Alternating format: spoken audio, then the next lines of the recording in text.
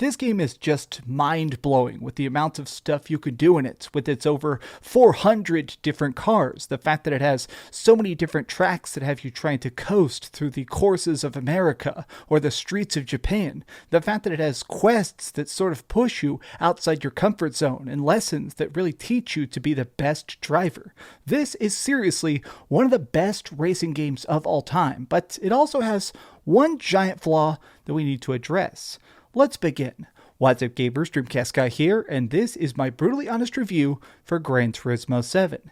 Now please, if you could, like this video and subscribe if you haven't already. Let's see if we can get this video up to 5,000 likes. Also, I'm going to be doing a giveaway for Elden Ring over on my Twitter account, so if you want a free game, go check that out.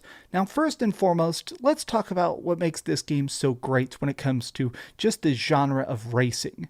Racing simulators are something very different, and Gran Turismo is definitely the king of it, because these are games that are based on the impressiveness of accuracy. It's about seeing how much your tires can grip on a wet road. It's about tuning your engines to have just that little bit of extra acceleration. But more than that, it's just about figuring out how to cross the finish line first, right? That's basically the facts. Well, Gran Turismo 7, the thing about it that's the most impressive to me is that it teaches you. It has so many different lessons to make this entire genre of racing simulators finally more approachable to newcomers. There's a lot of very interesting options inside the menus that can make it where there's lines on the ground that give you suggestions when you should drift, when you should brake, when you should accelerate, essentially giving you a good guide through every single course. But then there's also things like just a basic difficulty that lets you turn down, putting it on easy to make it so the enemy drivers go a little bit slower. But more than that, what I enjoyed most is just the fact that this game is so fun. It makes it where you're encouraged to just play your best. It's fun to just figure things out, to get a new car and just try and see, all right, how's this going to drive if I absolutely gun it? I've played a lot of hours of this game just trying to figure out all the ins and outs, but I want to begin just talking about the feel of Gran Turismo 7 because that's what sort of strikes me the most. It is so nice to just be going through these really beautiful cities, going down a track at night, or just trying to pass somebody on a very narrow turn. Gran Turismo 7 is certainly fun, but more than that, it feels hyper accurate. This is some of the greatest physics, the best interpretations, the best ability to just race. Now, in case you're just trying this and any of this looks intimidating, I promise the game really goes to extreme distances to educate you about this genre. Now, you'll notice I have so many different clips in here driving different styles of car, from European supercars to tiny Japanese street racers, or even just things like really heavy American muscle. And you'll probably notice I'm kicking butt in every single car. Now, that's not a testament to me, that's a testament to this game. It has educated me on how to be the best on every single track. And the way it does this is through the lesson system. So there's this thing called the licenses. Now, these basically are a series of very short driver's tests. They teach you how to brake. They sort of explain things like accelerating out of a corner. It teaches you some stuff that you probably wouldn't think about, like stopping in a straight line is actually more efficient than trying to brake while you're inside of a curve. These explain the fundamentals and also sort of give you a chance to earn some extra easy money. They actually pay out pretty decently, so you can spend that to buy the cars that you wish. Or if you want, you can try out mission mode. Now, this is something that's very interesting. Think of it as like just a tiny chunk of a course. Instead of being a full race, it'll basically just pay you for every person you can pass in a single lap. Or sometimes it'll just teach you about things like backdraft, which is where sitting right behind somebody's car, you can actually slingshot ahead of them in any race, even if their car is technically faster. Now, let's be realistic here. A majority of your time is not going to be spent doing this. It's going to be doing stuff like this. Crazy epic races at top speed, trying not to spin out, trying not to end up in the sand, and hoping you come in first place. There is so many tracks. There's so many circuits. There's so many different cities. I played so much, and every time I was blown away by the fact that you keep getting to race through very beautiful mountains. You get a chance to go through all these towns, these vistas, based on realistic locations. Everything in this game is based on real races with real cars in real situations. And that's more than anything else feels so good. But I want to talk about some of the features that specifically exist on the PlayStation 5.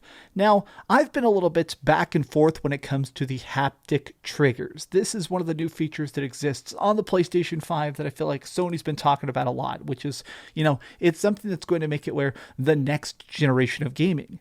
It finally makes sense.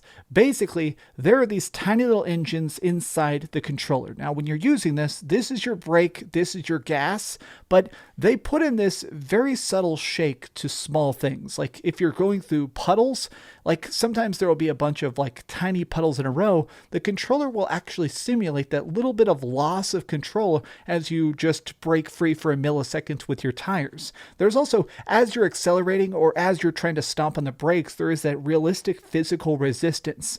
Now, what I like about this is that key word, subtlety. It feels realistic because in real life, I don't expect it to just constantly have my car jostling, but it feels like I am holding a steering wheel. It feels like I am getting a better experience out of this game because I have this specific controller in it.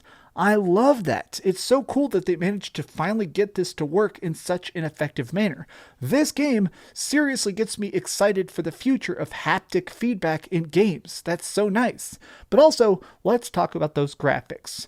You probably noticed that this video is rendered in 4K. I did that because this game runs at 4K. These 4K graphics are some of the best I've ever witnessed in any video game ever. Like the fact that they managed to properly replicate the reflection of sunlight going off my screen, or times where just looking through my windshield, or when I'm trying to race on a very purposefully dark track and I'm going through the jungle with a Humvee and only my freaking headlights can light what's in front of me, but there's mud getting thrown up. Times when I'm trying to race in first person on a rainy track and all the mist created by these fast race cars is just so picturesque. It's so accurate that at times I did straight up just say, is this the best that games are ever going to look? And that doesn't even get into the photo mode because I took so many freaking photos. Every time you pause it, it goes into this like super ultra realistic mode where you can just straight up and look at every tiny pixel of every car.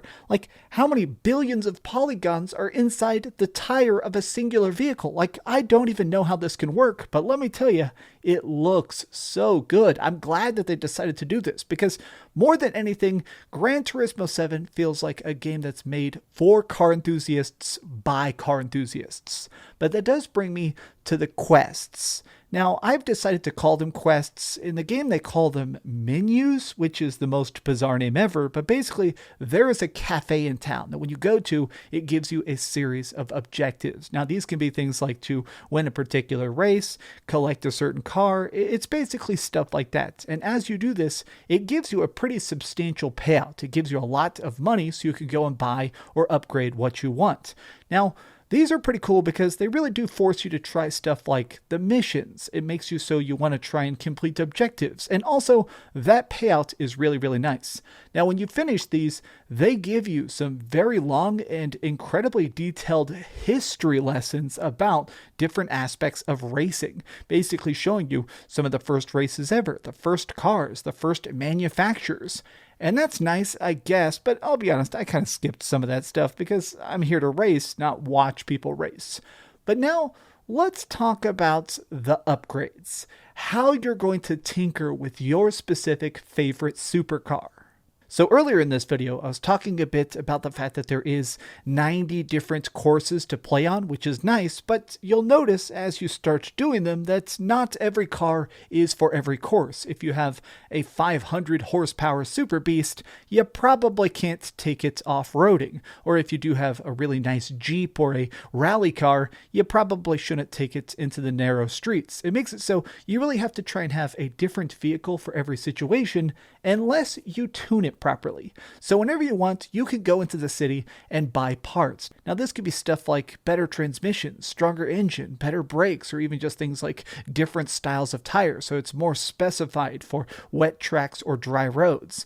But more than that, you can also do some very, very specific detailed tailoring. You can actually go in and just adjust every single gear, every single aspect of every single one of your cars, which is just bonkers.